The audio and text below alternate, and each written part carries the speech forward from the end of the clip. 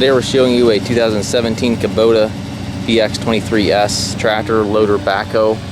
Tractor has just over 200 hours on it. It's in really nice shape. It does have the Kubota backhoe that goes with it. It does have the mid PTO, so a belly mower can be added. Currently does not have a belly mower. We do also not have a belly mower in stock.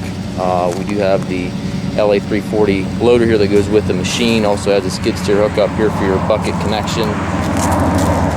Paint's in nice shape on the tractor. It's not new, but it is a nice shape yet. It's nice and bright. It's got a couple small scuffs in the hood, but overall very nice, clean tractor. The bucket or the backhoe has not seen a lot of use, as you can see. If you're looking for a nice little subcompact tractor loader backhoe, this one's definitely worth a look. Show you the hours here. 204.9 on the current hours. We do take trades. We also do offer low rate financing for qualified customers. You can also arrange shipping anywhere here within the US. Looks like there's some powertrain warranty on this unit until 6/21 of 2024. Very nice, clean tractor. If you have questions, please contact us or visit us on the web.